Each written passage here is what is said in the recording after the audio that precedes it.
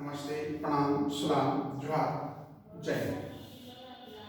देखिए, हम लोग बच्चों पर काम करते हैं, तो बच्चों को बेसिक चीज़ जो जन्म के बाद की आवश्यकता होती है, उस पर हमारी चर्चा करेंगे और वह है चाइल्ड केयर, यानी बच्चा देख रेख। तो एक बच्चा देख रेख जो है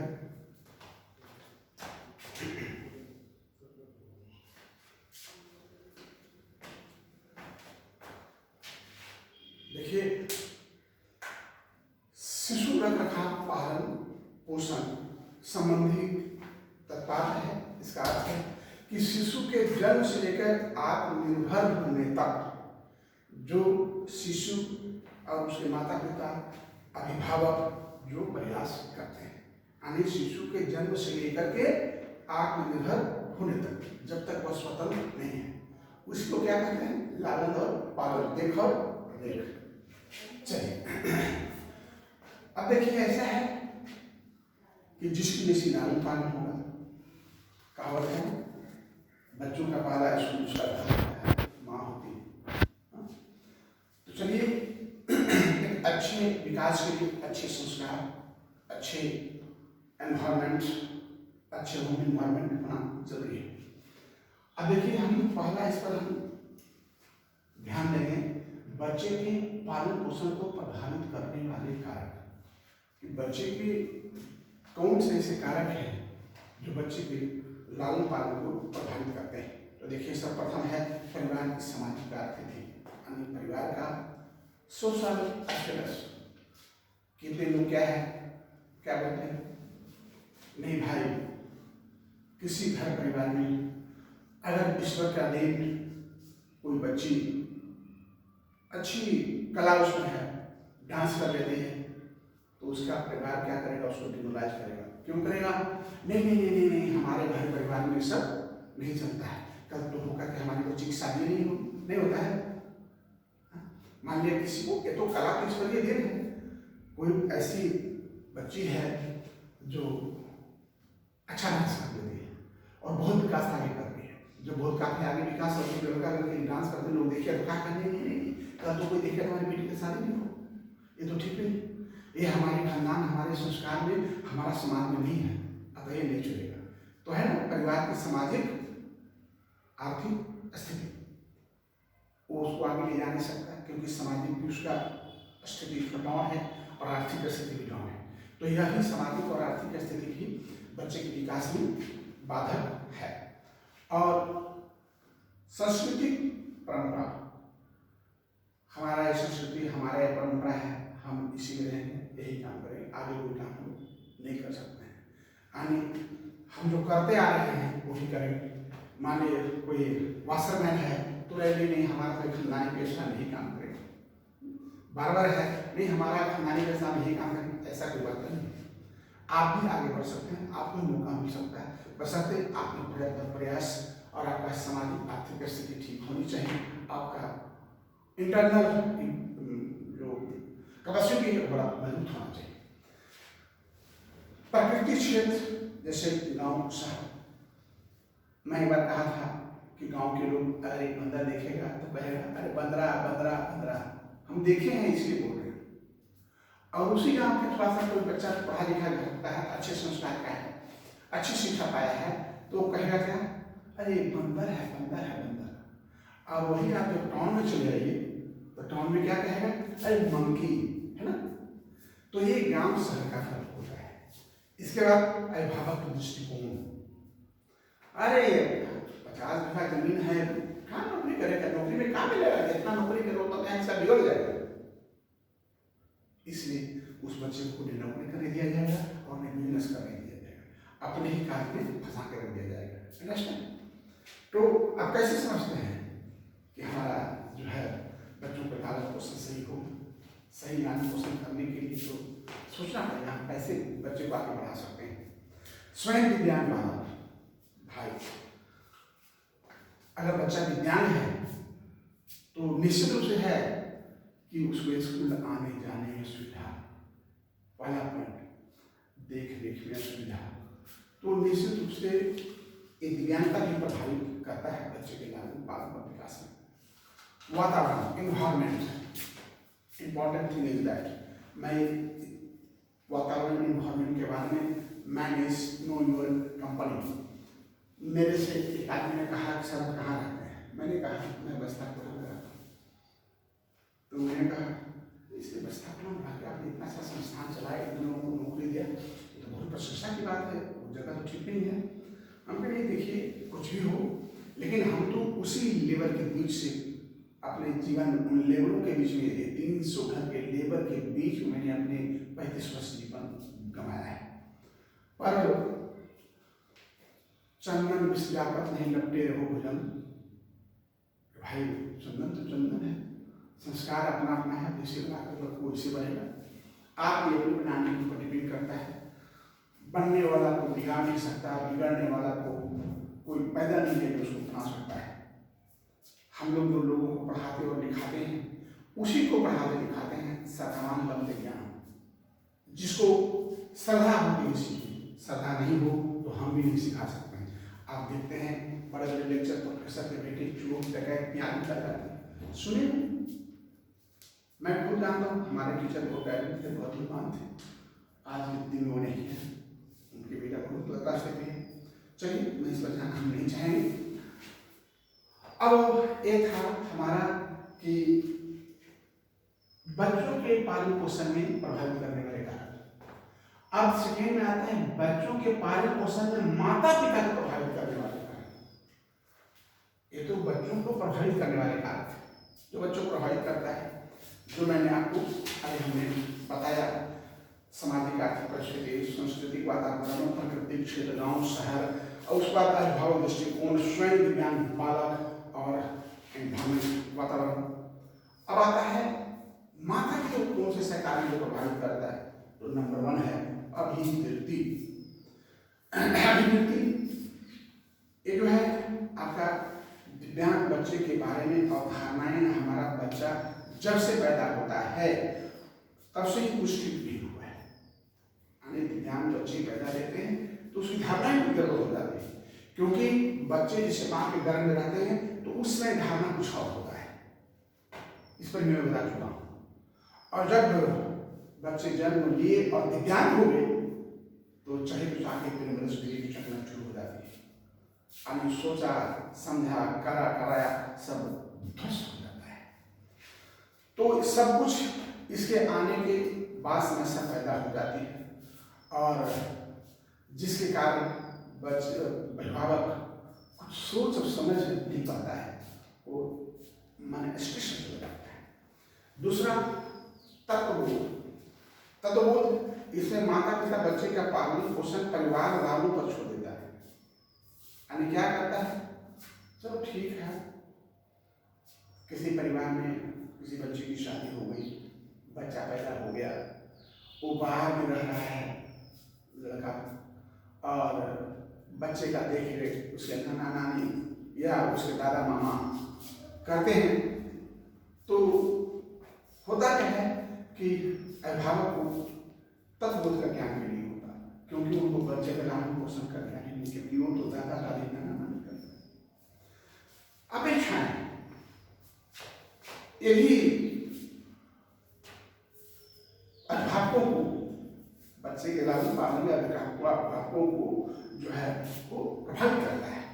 बच्चों को लालन ठीक से माता पिता द्वारा नहीं किया जाता है। कैसे?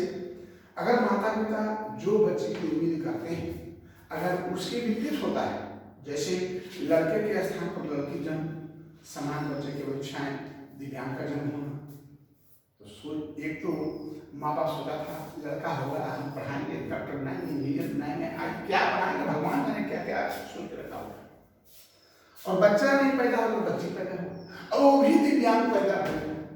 सोचिए सोचिए नारे पर क्या होगा। ऐसी स्थिति में बच्चे पर ध्यान नहीं देता। कौन नहीं ध्यान देता? गार्डियन। तो ये 3 कारक हैं जो लालन पालन में माता पिता को प्रभावित कर देता है। वह किंचित रह जाता है, क्या करें और क्या नहीं करें, और समय बीतता चल जाता है, बच्चे का विकास नहीं हो पाता है। इसलिए मैंने बताया कि बच्चों के पालन पोषण को प्रभावित करने वाले कारक कौन कौन हैं और उसके माँ बाप को जो प्रभावित करते हैं कारक वो कौन कौन है। चलिए अगला है हानिकारक बाल पालन अभ्यास। देखिए ज्ञान अज्ञानता ज्ञान के अभाव में गर्भावस्था के दौरान माता कम खाना खाती है, ठीक नहीं है। अंधेरे कमरे में प्रसव कराना, प्रसव कहाँ कराना है, जहाँ लाइट नहीं, अंधेरे कमरे में। बच्चे को जन्म के समय गंदे कपड़ा इस्तेमाल करना कि नहीं वो खराब कपड़ा कहे कि गंदा हो जाएगा, नहीं। बच्चे को माँ का दूध न पिलाना, अच्छा दूध क्यों पिलाओ कि चलो का सब ढीला हो गया, बहुत सारे मैटर है। काजल लगाना, झाड़ फूक करना, बच्चा जन्म लेते हैं झाड़ फूक करा दे सब ठीक ठाक रहेगा। लड़की की कम सेवा करना, लड़की पैदा की है, अच्छा चलो ठीक है।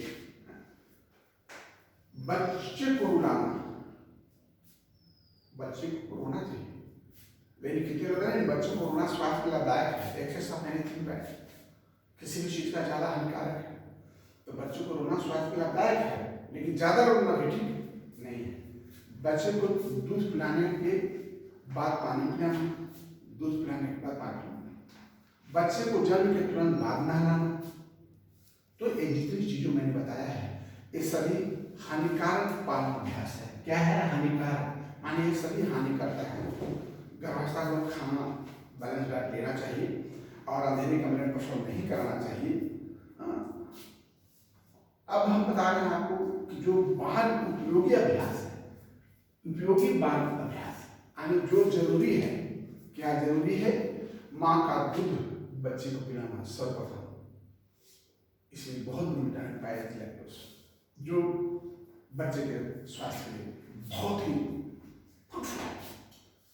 टीकाकरण कराना, बच्चे की मालिश करना, माता को पौष्टिक भोजन देना, बच्चे को सही स्थिति में सुलाना, डॉक्टर के सलाह बिना कोई दवाई इस्तेमाल न करना, जन्म से लेकर 6 माह तक कम से कम 6 माह बच्चों को दूध अवश्य पिलाएं।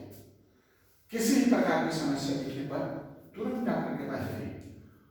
बच्चों को अपने से या घर का इलाज न करें। हानिकारक मतलब है जो हानिकारक बताया उसका सीधा उल्टा कर दिए तो क्या है फायदा। तो मैंने ये भी बताया कि बच्चे को देख रेख के लिए, उसके लालन पालन के लिए कौन सा चीज है जो हानिकारक है और कौन सा फायदेमंद है।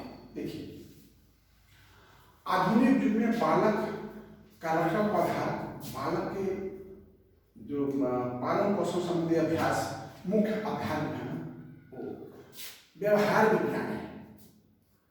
अभी जो आधुनिक युग है आज के डेट में बालक का रखरखाव का आधार जो है, या क्वेश्चन किया सकता है कि आधुनिक युग में बालक की देखरेख का आधार, तो 60 कीजिए आधुनिक युग में बालक के देखरेख का अभ्यास जो उसका आधार जो है, बेस है, वह व्यवहार विज्ञान है यानी बिहेवियर साइंस है, बिहेवियरल साइंस। आधुनिक युग में बच्चों को देखरेख का आधार क्या है, तो बिहेवियरल साइंस है। इसमें अमेरिका के एक महान बाल मनोवैज्ञानिक, चाइल्ड साइकोलॉजिस्ट टी बस्टन, इनका नाम बहुत फेमस है, जो चाइल्ड साइकोलॉजिस्ट होंगे, चाइल्ड साइकोलॉजी पढ़े होंगे, विश्व जो इसका नाम जानते होंगे, टी बस्टन। इन्होंने 1920 में इसका प्रतिपादन किया था और इसका खोज किया था। माता पिता को भावनात्मक व्यवहार नहीं बल्कि प्रोत्साहन प्रयोग करना चाहिए। यानी कहने का मतलब है कि भावनात्मक के साथ साथ बच्चों को प्रोत्साहनात्मक प्रयोग करना चाहिए। यानी जब बच्चा कुछ अच्छा करे तो उसकी पीठ को जरूर थपथपाइए, उसको शवासन जरूर दीजिए, कुछ प्रोत्साहन जरूर दीजिए ताकि वो पुष्ट होता रहे। कभी बच्चे को हरास करना, कुछ नहीं आता है, कहीं कुछ नहीं कर पाता, ये बोका है, है, कभी नहीं, उससे बच्चा निराशा की ओर जाता है, आशावादी विहीन हो जाता है। अब देखिए हम आगे जो बता रहे हैं, बालक के रख रखाव का क्षेत्र। भैया देखिए, इसमें बालक के रख रखाव अभ्यास व्यवधान से लेकर बालक के आत्मनिर्भर होने तक करना पड़ता है। मैंने पहले बताया कि बालक का जन्म से लेकर के जब तक वो आत्मनिर्भर नहीं होता तब तक उसकी देख रेख उसके माँ बाप, उसके माता पिता, दादा दादी, नाना नानी जो भी है उनको करना पड़ता है। तो इसमें निम्नलिखित क्षेत्र आते हैं। गर्भावस्था के समय शिशु का विकास संबंधी पोषण करना, जब बच्चा घर में रहता है। शिशु जन्म के उपरांत देखरेख, मुख्य रूप से चिकित्सक, डॉक्टर, नर्स, स्नान, स्वच्छ वातावरण, देखरेख, आहार, पोषण, स्वच्छ साफ कपड़े बदलना, अच्छा शिशु को गोद देने उठाने सही तरीके, जैसे कहते हैं कि बच्चे को दूध पिलाइए, ज़्यादा सिर नीचे लटका कर नहीं, हो सकता है मस्तिष्क से जाए, उसे 90 में लगा कर दूध पिलाना चाहिए। तो ये सारी चीज़ें माताओं की जानकारी निश्चित रूप से होना चाहिए। शीघ्र हस्तक्षेप का मतलब है कि मानिए कोई समस्या आपको है तो इमीडिएट उसका निराकरण, अर्ली इंटरवेंशन बहुत जरूरी है। स्वयंसेवी कौशलों को विकास करना, यानी सेल्फ हेल्प स्किल, बच्चों को कपड़ा पहनना, जूता पहनना, कंघी करना, बाल काटना, ये सब की ट्रेनिंग देना। जैसे मैंने देखा है बच्चा को बहुत वेल स्टैंडर्ड करके वो जब ब्रश कर रहा था तो ब्रश को लिया, उस पर पेस्ट रखा तो धोया। मैंने कहा भाई ये तो गलत है। और बच्चा मैंने वो क्लास स्टैंडर्ड 1 में पढ़ने वाला था और वो गार्जियन करा रहे थे। मैंने कहा देखिए, आपको ब्रश को लेकर के उस पर पेस्ट दे करके तब धो रहे हैं, नहीं, पहले ब्रश को धोइए, क्योंकि आपका ब्रश ओपन रखा हुआ है, उस पर कीड़े, पतंग, मच्छी, धूल, कम, या कभी ऐसा भी हो सकता है जो गिरगिट, छिटकिली हो सकता है, चाट रहा हो, विष आ सकता है। सो दैट पहले ब्रश को डाल दें और तब उस पर पेस्ट देकर धोएं। उन्होंने कहा नहीं, आपने सही कहा। तो कुछ ऐसी छोटी छोटी चीजें हैं जो लोगों को जानकारी नहीं होती है और वो गलतियां करते जाते हैं। तो छोटी छोटी चीजों को सुधारने से बहुत सारा अपने आप सुधर जाता है। तब इतना प्रयत्न परिश्रम के बाद बच्चा जो है स्वतंत्र रूप से जीने की कला सीखता है और व्यवहार बहुत बड़ी चीज है।